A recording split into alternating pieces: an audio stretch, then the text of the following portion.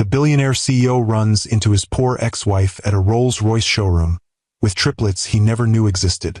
"Your tie is crooked," the little girl said, reaching up with small fingers to straighten it. The gesture was so unexpected, so innocent, that David felt something crack in his carefully constructed armor.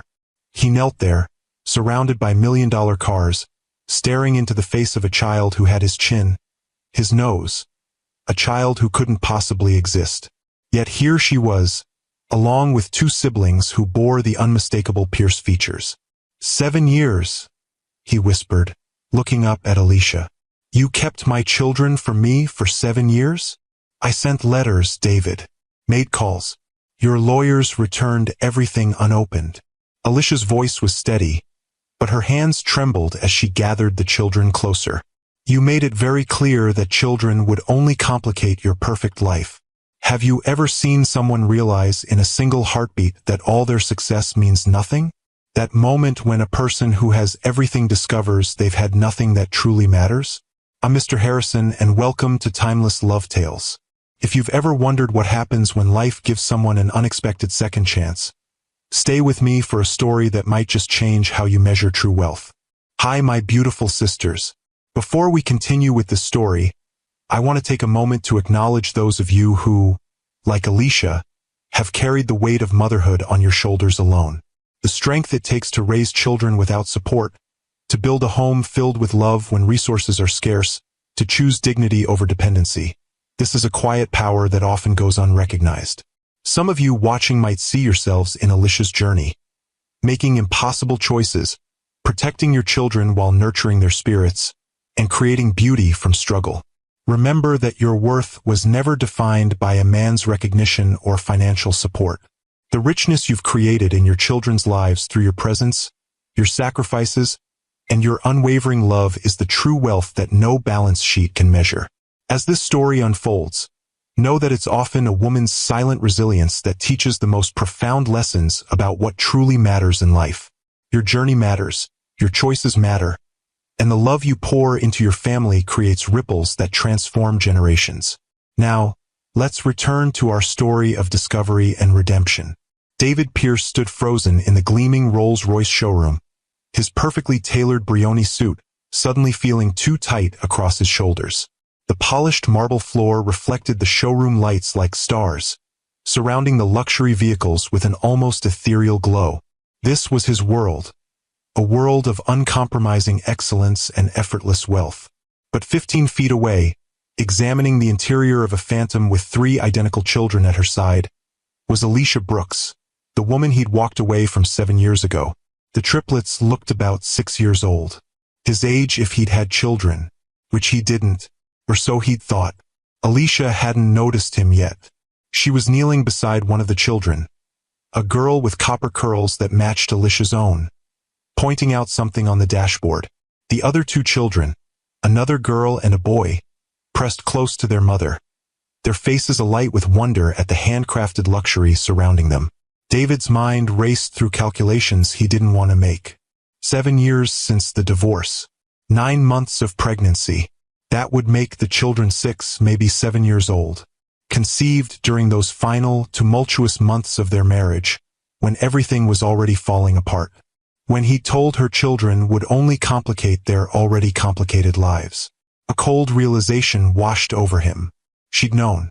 She must have known she was pregnant when he'd handed her those divorce papers. And she'd said nothing. As if sensing his presence, Alicia looked up. Their eyes locked across the showroom floor. Her expression shifted from surprise to something harder, more guarded. She whispered something to the children and stood, smoothing down her simple dress. Nothing like the designer clothes she'd worn as his wife. "David," she said as she approached, her voice steady despite the tension evident in her shoulders. "I didn't expect to see you here." "Clearly," he replied, unable to tear his gaze from the 3 children who were now staring at him with undisguised curiosity. "Were you planning to tell me?" Alicia's chin lifted slightly. "I tried. You made it quite clear you weren't interested in hearing from me." "About children, Alicia?" "My children." His voice rose slightly, drawing the attention of a nearby salesperson who quickly found somewhere else to be.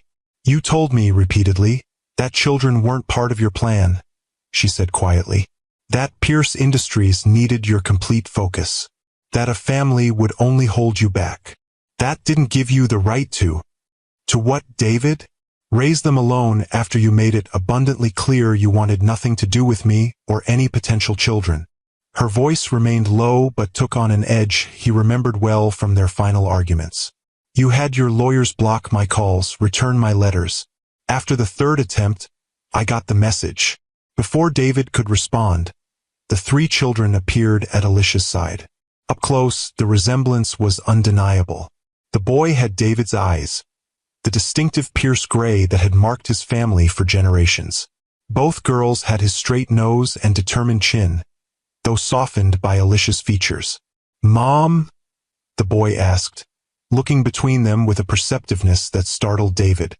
"Is everything okay?" Alicia's expression softened as she looked down at her son. "Everything's fine, Marcus. This is—" She hesitated, glancing at David with a question in her eyes. David felt something shift inside him as he looked at these three small faces. Faces that carried his bloodline, his legacy. Children he hadn't known existed until 2 minutes ago. "I'm David Pierce," he said, kneeling down to their level in a gesture that surprised even himself. "I'm an old friend of your mother's." "You look like me," Marcus said bluntly, studying David's face with an intensity that was disconcerting in a child so young. One of the girls, the one without Alicia's copper curls, stepped forward. "Your tie is crooked," she said, reaching out with small fingers to straighten it. The gesture was so unexpected, so innocent, that David felt something crack in his carefully constructed armor. "Thank you," he managed, looking up at Alicia with questions he couldn't voice in front of the children. "Madison has an eye for detail," Alicia said, her voice softening slightly. "Maya is our artist, and Marcus never misses anything." She placed protective hands on her daughter's shoulders. "We should go. We were just looking. Obviously." "Why were you in a Rolls-Royce showroom?" David asked, the question coming out more accusatory than he'd intended. Alicia's expression closed again. "Maya's doing a school project on dream cars. The dealership was kind enough to let us look around." She checked her watch. "And now we're going to be late for their piano lessons." "Piano?" David echoed, another piece of his past clicking into place. Alicia had always wanted their children to learn piano, like she had as a child. "Yes, piano," she replied, already gathering the children. "It was nice seeing you, David." "Wait," he said, reaching into his pocket for a business card. "Take this, please." Alicia hesitated before accepting the card, tucking it into her purse without looking at it. "Goodbye, David." As they walked away, the girl called Maya turned back, offering a small wave that pierced David's chest like a physical blow. He stood rooted to the spot, watching as Alicia ushered his children, out of the showroom and into a modest sedan that was worlds away from the vehicles surrounding them.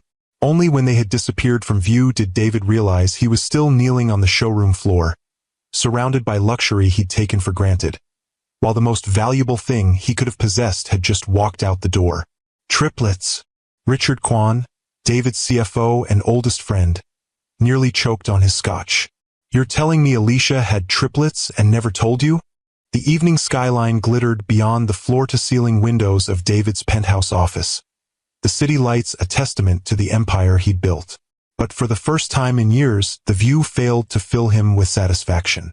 "She says she tried," David replied, staring out at the urban landscape that had been his true home for the past 7 years. "After the divorce. And you never knew? For 7 years." Richard set down his glass, the crystal making a sharp sound against the marble desk. "That's hard to believe, David. You have people who monitor everything." "I told the security team to keep her away," David admitted, the words tasting bitter. "I was angry. I thought a clean break was best." "So clean you didn't know you had 3 children?" Richard shook his head. "What are you going to do now?" David turned from the window, his reflection fading as he stepped away from the glass. I don't know. I've spent the last 7 years building Pierce Industries into what it is today. I've made billions, acquired companies across 3 continents. And now I find out I have 3 children who don't even know who I am. You could leave it alone, Richard suggested, though his tone indicated he didn't believe David would. They seem to be doing fine without you. They were looking at Rolls-Royces but driving away in a 10-year-old Honda, David said sharply. Alicia was wearing a dress from a department store. They deserve better. Is that what this is about? Providing financially? Richard studied his friend carefully. Or is it about the fact that you've never gotten over Alicia? David shot him a warning look. This isn't about Alicia. It's about my children. If you say so, Richard replied, unconvinced. But tread carefully. You can't just walk into their lives with your checkbook open and expect everything to fall into place. David's jaw tightened. I need to know them, Richard. They're Pierces. They're Brooks, Richard corrected gently. That's the name on their birth certificates, I'm guessing. They've lived their whole lives without you. This isn't a hostile takeover where you can just change the letterhead. David picked up his phone, scrolling to the private investigator's number he kept on speed dial. I need to know more before I approach Alicia again. Where they live, where they go to school. What their lives are like. Richard sighed, recognizing the determined set of his friend's jaw.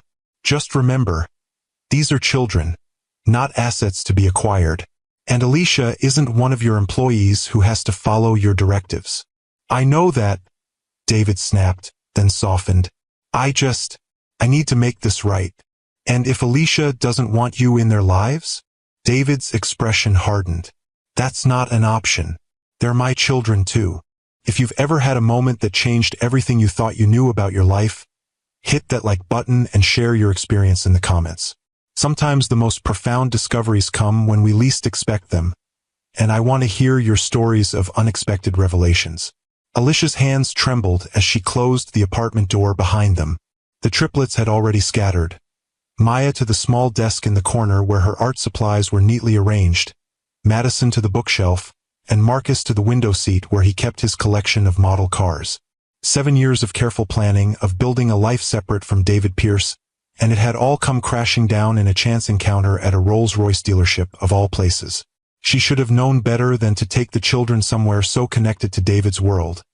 But Maya had been so excited about her project. Mom! Marcus appeared at her side, his gray eyes, so like his father's, studying her face. Who was that man really? Alicia sighed. Of course Marcus would be the one to ask. At 7, he already showed the same sharp perception that had made David such a formidable businessman. Let's talk about it after dinner, she said, buying herself time. I need to start cooking. He looked like me, Marcus persisted. And he knew you, not like a regular friend. From across the room, Madison looked up from her book. He was wearing a Breguet watch, the Classique collection, probably the 7147, based on the dial. Alicia stared at her daughter. How do you know that? Madison shrugged. I read about watches last month. His was worth about $30,000. Maya joined the conversation without looking up from her drawing. He had sad eyes, like in that painting you showed me, Mom. The one with the man who lost something important. Alicia felt a headache building behind her eyes. This was why she'd never been able to keep the truth from them for long. 3 different perspectives, 3 different ways of seeing the world, but all equally perceptive. Sit down, she said finally, gesturing to the small living room sofa. All of you. The triplets exchanged glances, that silent communication they'd had since infancy, and settled onto the couch, looking at her expectantly. Alicia took a deep breath. That man was David Pierce. He's your father. The silence that followed was broken by Madison. The David Pierce who owns Pierce Industries? The one on the Forbes list. Yes, Alicia confirmed, not surprised that Madison knew this. Her middle child absorbed information like a sponge. Why doesn't he live with us? Maya asked, her artist's eyes wide with confusion.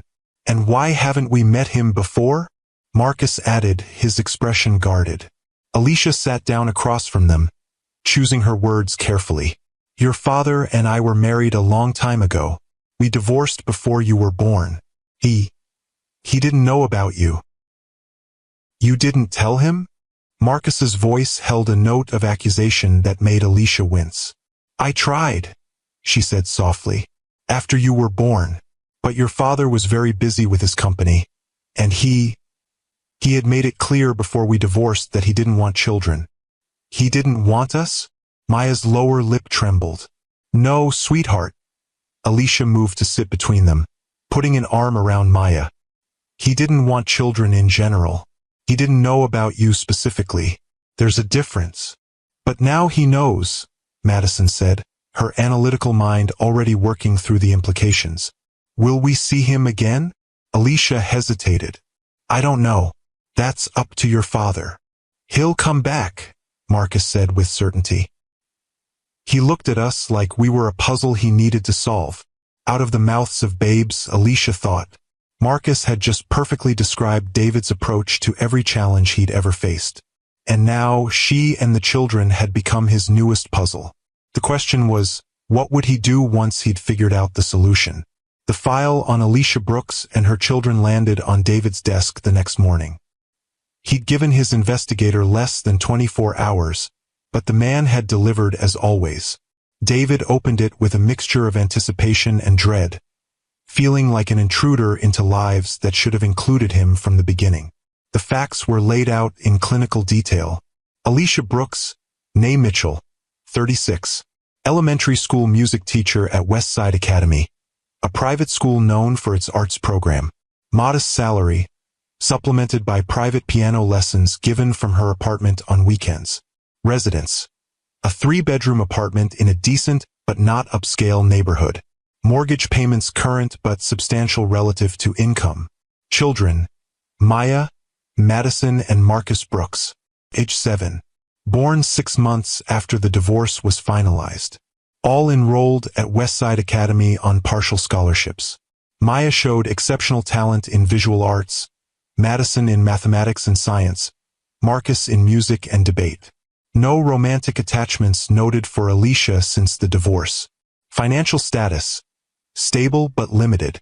No significant debt beyond the mortgage but minimal savings. College funds established for all 3 children but modestly funded. David closed the file, a complex mix of emotions churning inside him. Alicia had built a life for their children, a good life by most standards.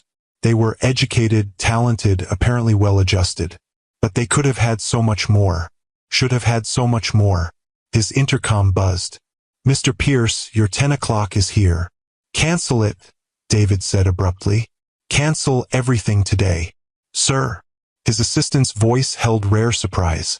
Family emergency, he said, the words feeling strange on his tongue. Reschedule everything. 30 minutes later, David parked his Bentley outside Westside Academy, feeling oddly nervous. The investigator's report had indicated that Alicia taught music from 10:30 to 11:45 on Thursdays.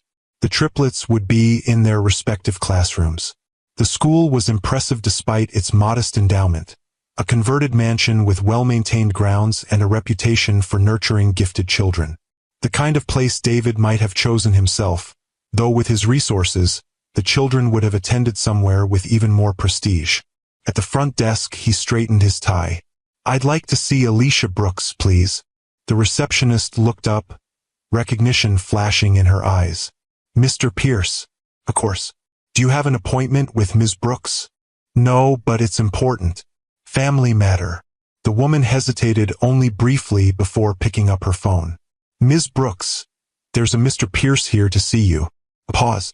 Yes, that Mr. Pierce. David could imagine Alicia's reaction on the other end of the line. She'll be right out, the receptionist said, offering him a seat in the waiting area. David remained standing, too restless to sit. When Alicia appeared 5 minutes later, he was struck again by how little she'd changed. Her copper hair was shorter now, falling just below her shoulders instead of to her waist as it had during their marriage. She wore simple black pants and a blue blouse, professional but a far cry from the designer clothes she'd worn as his wife. "David," she said, her voice carefully controlled. "This is unexpected. We need to talk," he replied. "Privately." Alicia glanced at her watch. "I have a class in 10 minutes. Cancel it." Her eyes flashed. "I can't just cancel a class because you decided to show up unannounced. These children have been preparing for a recital." David felt a flash of irritation, then forced himself to remember Richard's advice. This wasn't his company. He couldn't simply issue directives and expect compliance. "When can we talk then?" he asked, moderating his tone. "I have a free period at 1:30, she said after a moment's consideration. 45 minutes. "I'll be back then," he agreed, turning to leave before pausing. "Are they here? The children?" Something softened in Alicia's expression. "Yes. Maya has art, Madison has advanced mathematics, and Marcus is in debate." "They're in different classes?" "They're triplets, David, not clones. They have different interests, different strengths."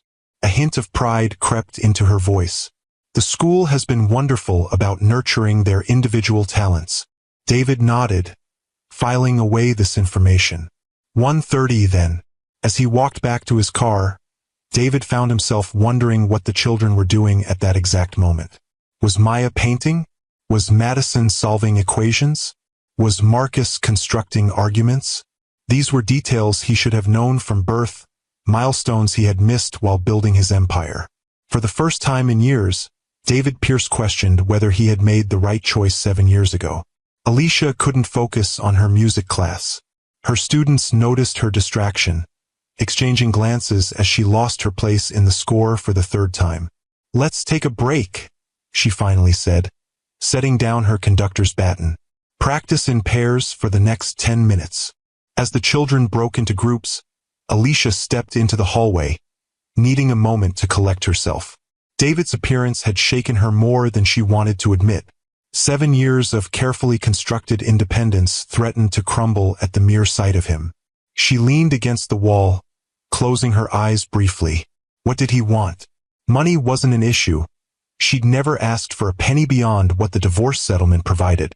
But she'd built their life without his help, had raised 3 remarkable children who didn't need his billions to thrive. Would he try to take them from her? The thought sent a chill through her body. David Pierce was accustomed to getting what he wanted, and he had the resources to wage a legal battle she couldn't hope to win. By 1:30, Alicia had worked herself into a state of barely controlled anxiety. She waited in the small conference room, straightening papers that didn't need straightening, rehearsing arguments in her head. David arrived precisely on time. Punctuality had always been one of his non-negotiables. He closed the door behind him, his imposing presence immediately filling the modest room. "Thank you for meeting with me," he said, the formality of his tone at odds with the intensity in his eyes. "Did I have a choice?" Alicia replied, then immediately regretted the defensiveness in her voice. David sat across from her, his expensive suit a stark contrast to the worn furniture. "I want to know them, Alicia." "They don't know you," she said carefully. "They've built a life without you in it. A life that could be so much better with my involvement." His tone was matter-of-fact. "They're my children too." "Biologically, yes." Alicia met his gaze steadily. "But parenthood is more than DNA, David. It's being there, every day, through fevers and nightmares and first days of school." "I wasn't given the chance to be there," he countered, a flash of anger crossing his features. "You made that decision for me." "I tried to tell you," Alicia said, her own anger rising. 3 times. Your lawyers returned my letters unopened. Your security team blocked my calls. After the 3rd attempt, I got the message. You could have tried harder. This was my children we're talking about. Children you explicitly said you didn't want. The words burst from her with unexpected force. You made it abundantly clear that children would interfere with your precious 5-year plan for Pierce Industries. David fell silent, unable to deny words he had indeed spoken during their final arguments. "I was wrong," he finally said, the admission clearly costing him. I didn't understand then what I was giving up. And now you do? Alicia couldn't keep the skepticism from her voice. I want the chance to find out. His expression softened slightly. They're remarkable, Alicia. Even in those few minutes I could see that. You've done an amazing job with them. The unexpected compliment caught her off guard. They are remarkable, she agreed, each in their own way. Tell me about them, David said, leaning forward slightly. Please. Maya is our dreamer, she began, a small smile touching her lips. She sees beauty everywhere. Her art teacher says she has extraordinary talent. Not just technical skill, but vision. She has your hair, David observed. Your smile too. Alicia nodded. Madison is our thinker. She absorbs information like a sponge. Facts, figures, details most people would never notice. She's 2 grade levels ahead in mathematics. The watch, David said, understanding dawning. She knew exactly what I was wearing. Yes, that's Madison. And Marcus. Alicia's expression grew thoughtful. Marcus is our old soul. He sees through people, understands motivations and emotions beyond his years. He has my eyes, David said quietly. Yes, and your analytical mind. Alicia hesitated, then added, he asks about you sometimes. Wants to know where his determination comes from. What do you tell him? David looked stricken. The truth, that his father is a brilliant businessman who built something extraordinary through vision and persistence. She met his gaze directly. I've never spoken ill of you to them, David. What happens now? David finally asked. That depends on what you want, Alicia replied carefully. And what's best for the children. I want to know them, he said without hesitation. To be part of their lives. And if I say no? David's expression hardened slightly. I'd prefer not to make this a legal matter, Alicia. But they are my children. Is that what this is about? Asserting your legal rights? Claiming what's yours? Her voice remained steady despite her rising fear. Because if that's your approach, you'll destroy any chance of a real relationship with them. I just want to control the situation, she finished for him. That's always been your default, David. But these are children, not a corporate acquisition. You can't just decide you want them and expect everything to fall into place according to your timeline. He fell silent, considering her words. The David she had known would have pushed back immediately. But something had changed in him. What do you suggest, then? He asked, the question itself a concession she hadn't expected.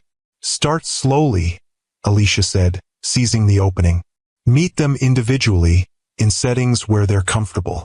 Get to know them as people, not as extensions of yourself. I'd like to start this weekend, David said, already reaching for his phone. This weekend is Maya's art exhibition, Alicia replied. She's been preparing for months.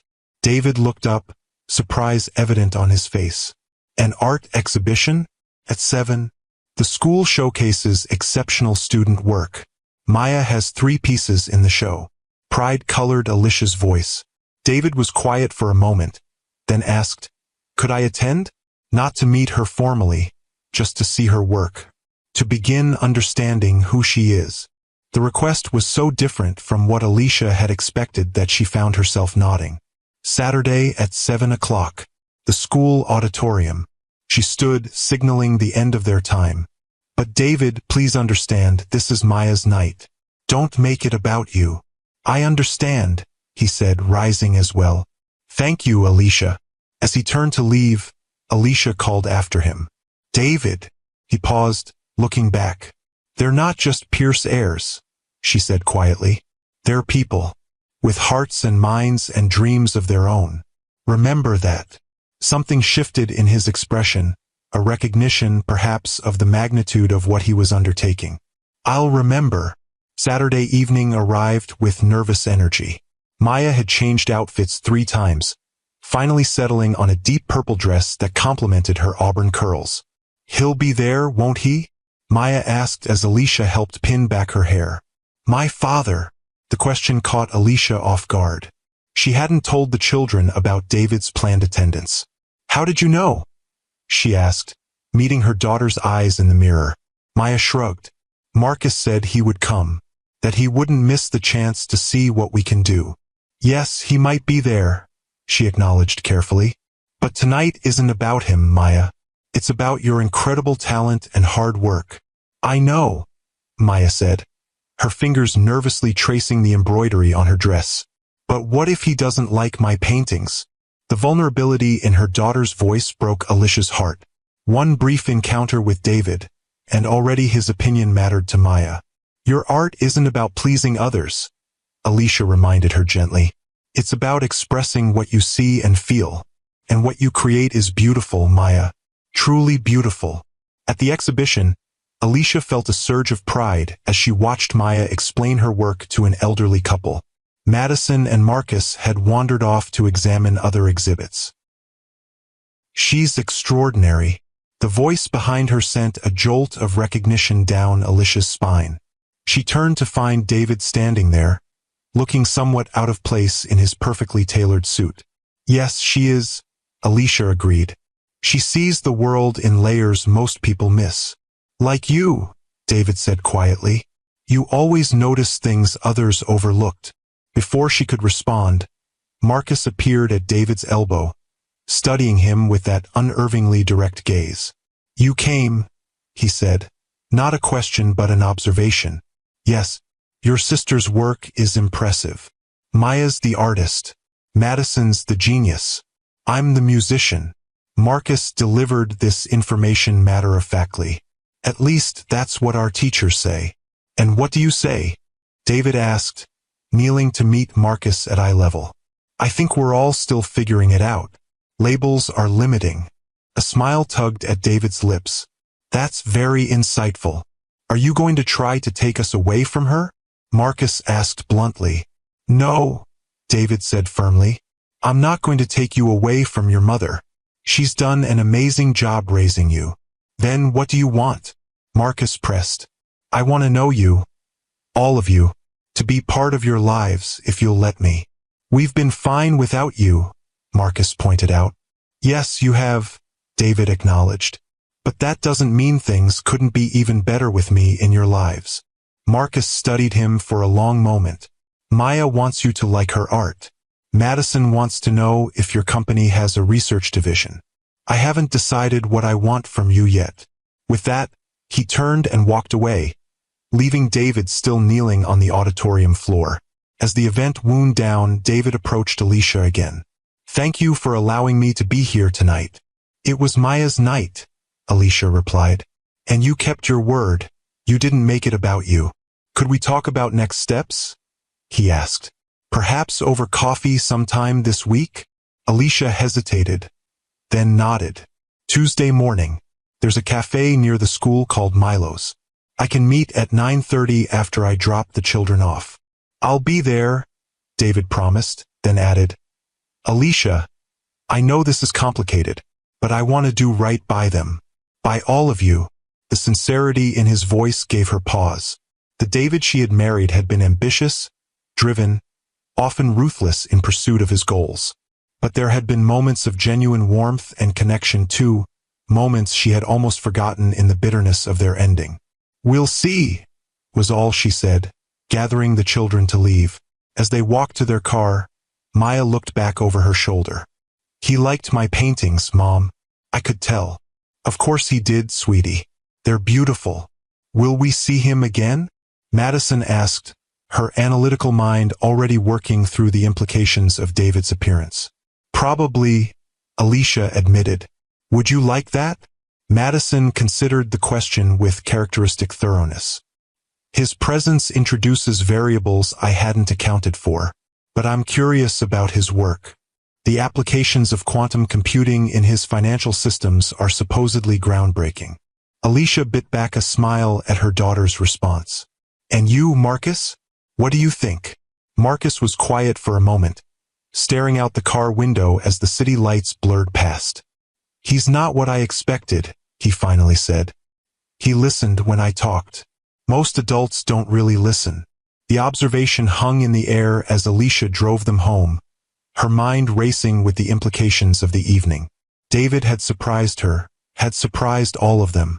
The question was whether this new, more thoughtful version of David Pierce would persist once the initial shock wore off, or if the controlling businessman would reemerge when things didn't go according to his plan.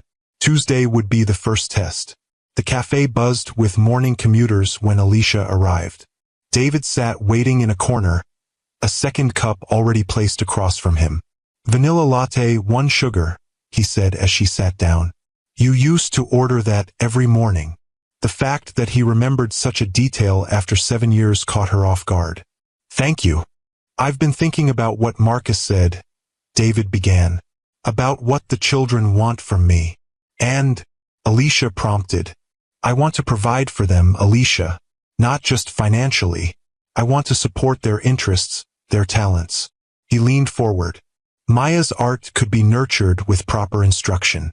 Madison's mind needs challenges beyond standard curriculum.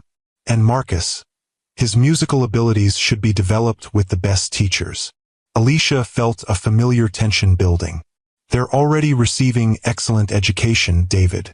The school has specialized programs for gifted children. But they could have so much more," he insisted.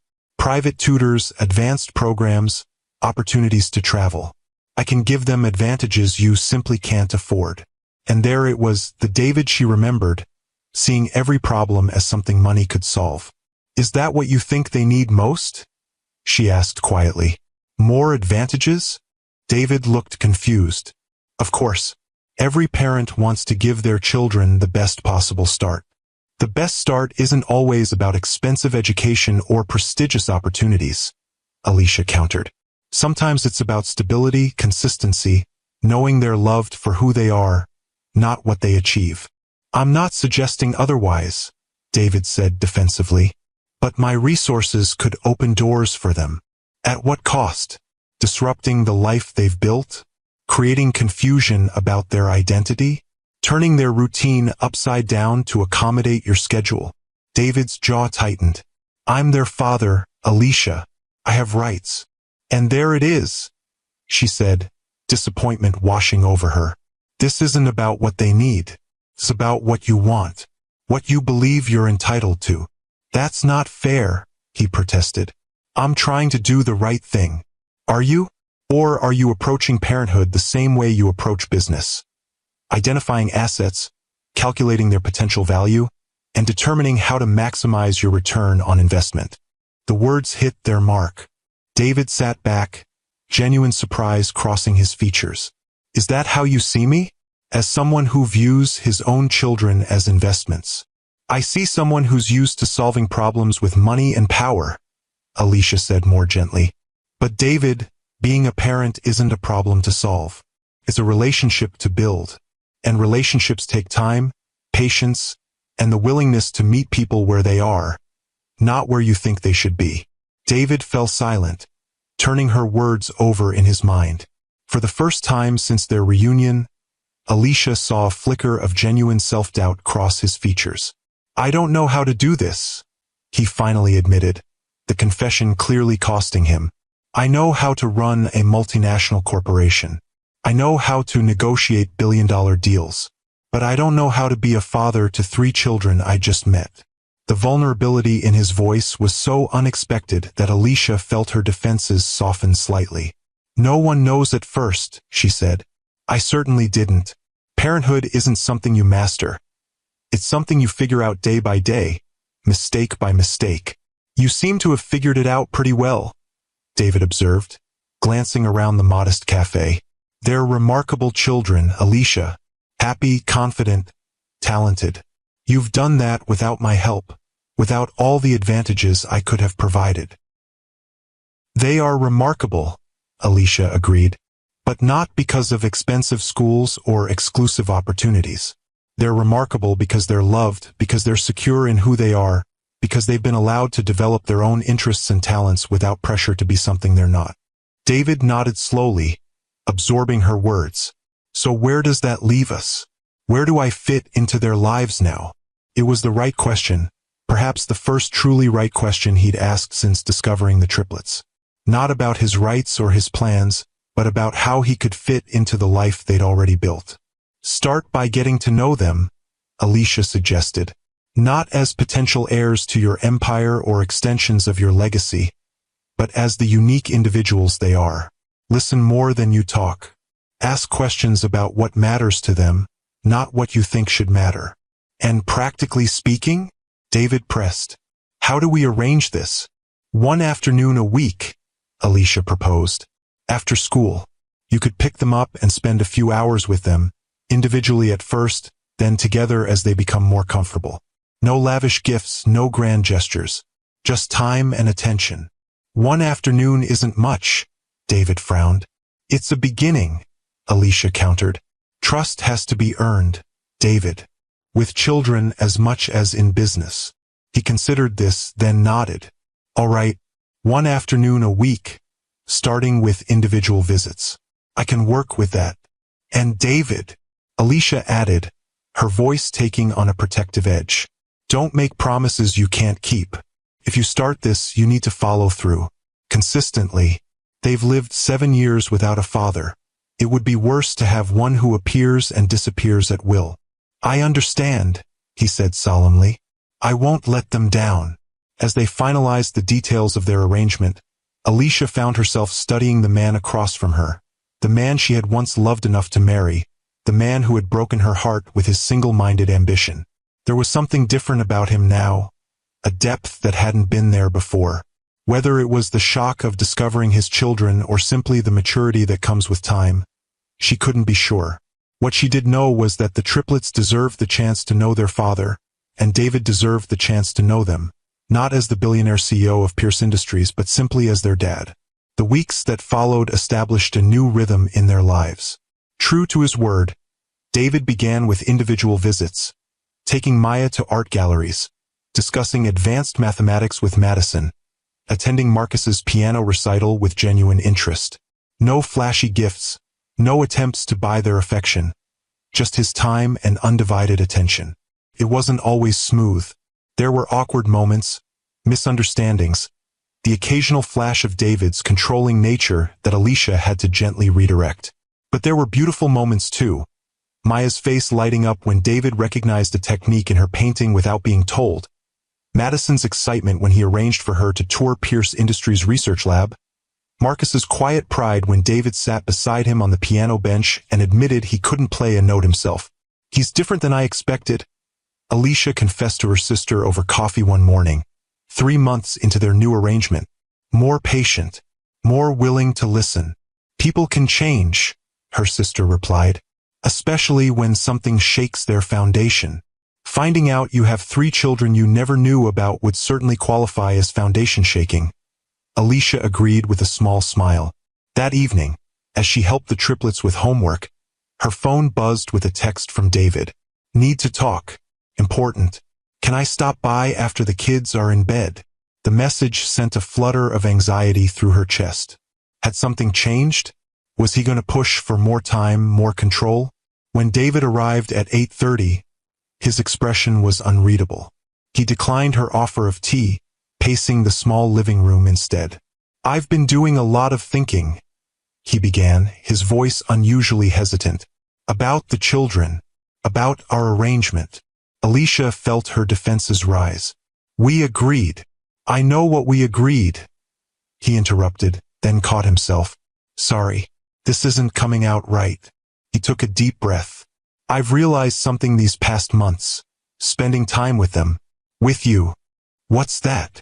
Alicia asked cautiously. That I was wrong. 7 years ago, and again when I first found out about the triplets. He stopped pacing, meeting her gaze directly. I thought I could solve this like a business problem. Identify what was missing, implement a solution, achieve the desired outcome. And now I understand that relationships don't work that way. That being a father isn't about providing advantages or securing a legacy. His voice softened. It's about being present, listening, supporting without controlling. Alicia studied him, searching for the ulterior motive, the hidden agenda. But all she saw was sincerity. And something else, something that reminded her of the man she had fallen in love with before ambition had hardened him. What are you saying, David? I'm saying I want to be a real father to them. not just an occasional visitor or a source of opportunities. He hesitated, then added, "And I want us to find a way to be real co-parents, not adversaries, not strangers who happen to share children." "That's a significant shift," Alicia said carefully. "I know." David smiled ruefully. "Marcus told me last week that I was evolving, but still had work to do. Out of the mouths of babes, right?" The comment startled a laugh from Alicia. "That sounds exactly like him. He also said that you still get sad sometimes, when you think no one is looking." David's voice grew serious again. "Is that true, Alicia?" The question caught her off guard. "Parenting alone isn't easy," she admitted, "even when you're surrounded by love." David nodded, understanding in his eyes. "I have a proposal. Not a demand, not an ultimatum. Just a possibility to consider." "I'm listening." Pierce Industries is establishing a new foundation focused on arts education for underprivileged children. We need a director, someone with both musical training and administrative experience. He met her gaze steadily. "Someone like you." Alicia blinked in surprise. "Are you offering me a job?" "I'm offering you an opportunity to use your talents beyond teaching elementary school music. The position comes with a significant salary increase, flexible hours to accommodate the children's schedules, and the chance to make a real difference in an area you care about." "And what's the catch?" Alicia asked, her natural wariness surfacing. "No catch," David replied. "The foundation will operate independently with its own board. You'd report to them, not to me. Your performance would be evaluated on the foundation's impact, not on our personal relationship." "Why?" The question was simple but loaded with meaning. David's expression softened. "Because you deserve it. Because you're brilliant at what you do. And yes, because it would make co-parenting easier if you weren't constantly struggling to make ends meet." He held up a hand as she began to protest. "That's not a criticism, Alicia. It's a recognition of reality. You've done an amazing job with limited resources. Imagine what you could do with more." Alicia was quiet for a long moment, turning the offer over in her mind. "I'd need to think about it." "Of course," David agreed immediately. "Take all the time you need. The position won't be filled until you've made your decision." As he prepared to leave, David paused at the door. "There's one more thing. Something I should have said months ago." He took a deep breath. "Thank you, Alicia, for raising our children with such love and wisdom, for giving them what I couldn't, for being the parent I'm still learning to be." The words hung in the air between them, sincere and unexpected. Alicia felt something shift inside her, not forgiveness exactly, but perhaps the beginning of understanding. "Good night, David," she said softly. "Good night, Alicia." As the door closed behind him, Alicia leaned against it, emotions swirling. The man who had just left was not the same man who had handed her divorce papers 7 years ago. Nor was he the controlling businessman who had appeared in her classroom 3 months earlier, determined to claim his rights. This David was something new, humbled by what he'd missed, changed by what he'd found, genuinely trying to be worthy of the remarkable children they had created together. 6 months later, the Pierce Family Foundation for Arts Education opened its doors, with Alicia Brooks as its executive director. The triplets divided their time between their mother's apartment and the guest house David had built on his estate, a compromise that gave them access to both parents while maintaining the stability of the life they'd always known. It wasn't perfect. There were still disagreements, still moments when David's controlling nature emerged, still times when Alicia's protective instincts flared. But there was something else too. A growing respect, a shared purpose, and occasionally, in quiet moments when the children weren't looking, a glimpse of the connection that had brought them together in the first place. One evening, after a foundation fundraiser that had exceeded all expectations, David walked Alicia to her car. The night air was cool, stars visible despite the city lights surrounding his estate. "You were amazing tonight," he said, genuine admiration in his voice. "The way you spoke about music education, you had everyone in that room ready to write checks twice as large as they'd planned." Alicia smiled, the excitement of the successful event still humming through her. It's easy to be passionate about something you believe in. I remember that about you, David said softly. Your passion, your conviction. It was one of the first things that drew me to you. The comment hung in the air between them, laden with memories of a past they rarely discussed. Alicia felt her heart quicken slightly. David, I miss you, Alicia, he said simply. Not just as the mother of my children, as the woman I fell in love with, the woman I should never have let go. She looked up at him, searching his face in the dim light. We're different people now. Yes, he agreed. Better people, I think. At least I hope I am. You are, she admitted. The man I married wouldn't have had the patience to sit through Madison's 2-hour explanation of quantum physics last weekend. David laughed. Or Maya's detailed critique of the brushwork in every painting at the museum. Or Marcus's piano recital where he played the same piece 12 different ways to show the emotional variations. Alicia added, smiling at the memory. Their laughter faded into a comfortable silence, the kind they hadn't shared in years. Would you have dinner with me? David asked suddenly. Not to discuss the children or the foundation. Just us. Alicia hesitated, years of protective barriers not easily dismantled. I don't know if that's a good idea. Probably not, he agreed with surprising candor. But I'd like to try anyway. No pressure, no expectations. Just dinner. Looking at him in that moment. Vulnerable, hopeful, so different from the man who had broken her heart. Alicia found herself nodding. All right, dinner. That dinner led to another and then another. Conversations that once would have devolved into arguments now became thoughtful exchanges. They rediscovered parts of each other they'd forgotten. David's dry wit that could make Alicia laugh until tears came. Alicia's insightful observations that challenged David's thinking in ways no one at his company dared. Mom's different when Dad's around, Maya observed one morning as she worked on a painting. She laughs more. Dad's different too, Madison added without looking up from her book. His cortisol levels appear lower, less tension in his facial muscles. Marcus, ever the direct one, simply asked over breakfast, "Are you and Dad getting back together?" Alicia nearly choked on her coffee. "What makes you ask that? You look at each other the way Mrs. Rodriguez looks at her husband in the old photographs she keeps on her mantel," he said matter-of-factly.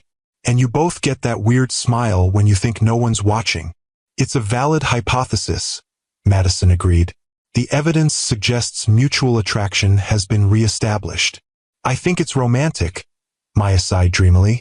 "Like in the stories where people find each other again after being apart." Alicia looked at her children, these perceptive, remarkable beings who saw far more than she'd given them credit for. "Your father and I are figuring things out," she said carefully. "We're different people than we were when we were married." "Better people," Marcus said, echoing David's words from weeks earlier. "We hope so," Alicia replied softly.